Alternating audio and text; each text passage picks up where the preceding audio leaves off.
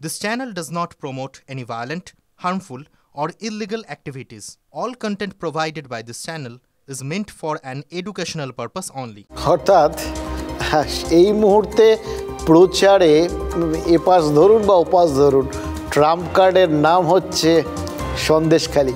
এমনকি এই সন্দেশখালি নিয়ে যে পাল্টা প্রচারটা শুরু হয়েছিল, মানে যেখান থেকে তৃণমূল তাদের প্রচারটা শুরু করেছে, দেখছিলাম যে তারা ওই টিভি নাইনে যে সাক্ষাৎকার বা টিভি নাইনে যে আমরা সন্দেশখালির ছবি দেখিয়েছি সেগুলোই সব তুলে ধরে তারা প্রত্যেকটা বিষয়কে পাল্টা আক্রমণ করছিলেন। আসলে রাজনীতিকরা না মনে হচ্ছে চালিয়ে খেলার মেজাজে রয়েছে।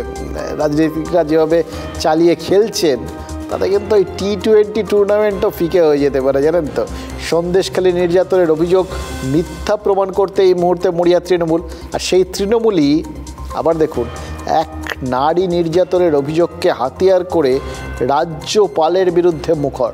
শুধু তৃণমূল বললে স্টেটমেন্টটা সম্পূর্ণ হয় না। তৃণমূল নেত্রী তথা মুখ্যমন্ত্রী মমতা বন্দ্যোপাধ্যায়ের সরব সভায় সভায় তিনি বলছেন যে সন্দেশখালি মিথ্যে। আবার রাজ্যপালের এই কোট আনকোট কীর্তির কথা তুলে ধরছেন।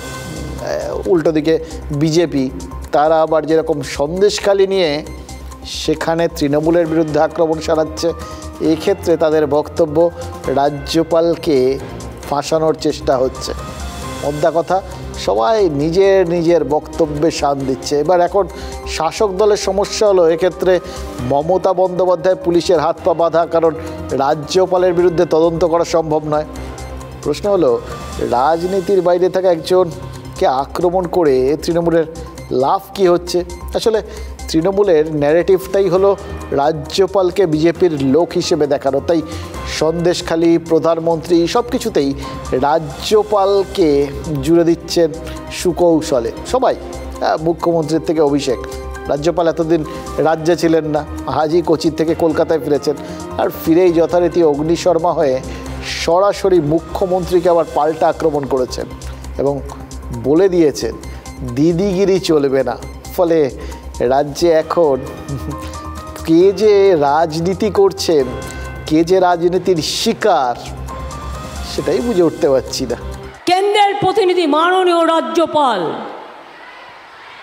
দেখছেন কীর্তি কারখানা, রাজভবনের কর্মচারীদের সাথে কি কাণ্ড করছে, মেয়েদের ডেকে নিয়ে গিয়ে মলেস্টেশন করছেন।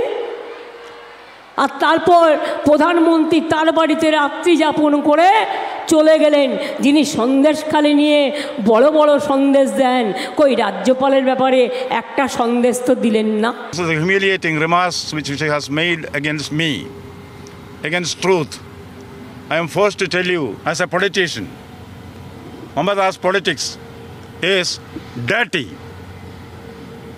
Still I pray God, save her.